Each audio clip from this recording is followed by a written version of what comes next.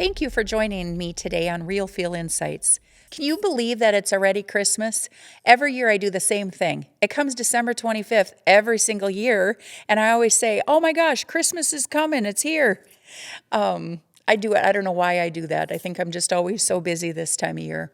But I do want to welcome you today to Real Feel Insights. And it's not going to be a real long episode today, but it's just a quick, short message from me to you. I just want to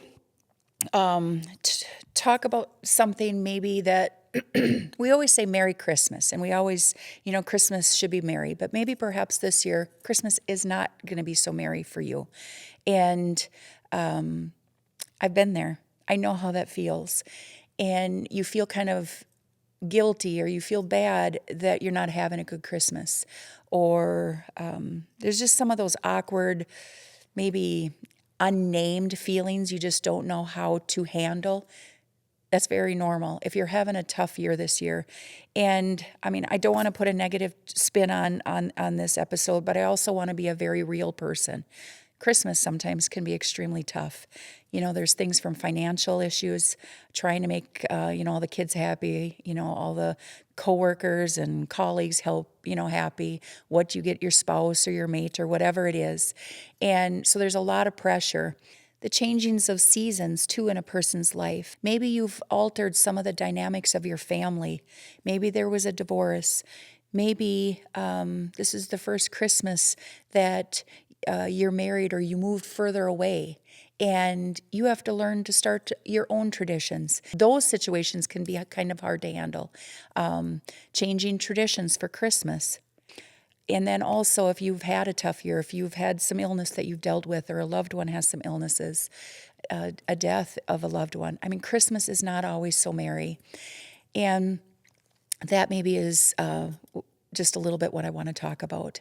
I've had those seasons. They're not exactly the most fun to go through. But I think sometimes we put too much emphasis on Christmas and the seasons that kind of go around it and how the feeling should be. But as I've navigated through my life, what has always been my steadfast and my foundation is actually truly the Savior of the world, and it's His birth. That's what the season is right now. So if we can focus, more on that, I know that that's where my strength has come from during these seasons, and holidays that might be a little bit tough to handle and tough to go through. So sometimes we have to maybe really simplify what the season is. And it's about that little baby that was born in a manger. And if there's anything that I could offer to my best friend, to a perfect stranger on the street, it would be this message, to just dig deep into that manger. Believe that that little baby was born for you, and you are here for a purpose. No matter what season you're going through, what hardship, what illness, what tragedy, or what challenge you're going through, that feeling, you have to work hard on it, and you have to read, and you have to kind of do some research on that little child, but just believing it, just believing that little baby Jesus was born just for you. So if that's the only thing you take away from this episode today, that little baby Jesus was born for you, and you are loved, you are needed, you are wanted, and you were born in this specific time. And I do truly want to wish you a very Merry Christmas. I have a little treat for you. It's the Christmas story. I hope you enjoy it. And I wish you all, from the bottom of my heart, the merriest of Christmas. And thank you for following along with us on Real Feel Insights.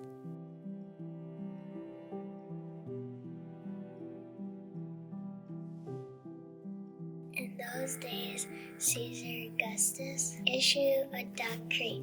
A census should be taken of the entire Roman world. This was the first census that took place while Quirinius was governor of Syria. Everyone went to his own town to register. Joseph also went up from the town of Nazareth in Galilee to Judea, to Bethlehem, the town of David, because he belonged to the house of the line of David. And went there to register with Mary, who was pledged to be married to him and was expecting a child. While they're there, the time came to the baby to be born. She gave birth to her firstborn, a son. Her wrapped him in cloth and placed him in a manger, because there was no room for them in the inn. And there were shepherds in the fields nearby, keeping watch over their flocks at night. The angel of the Lord appeared to them. The glory of the Lord shone around them. They were terrified.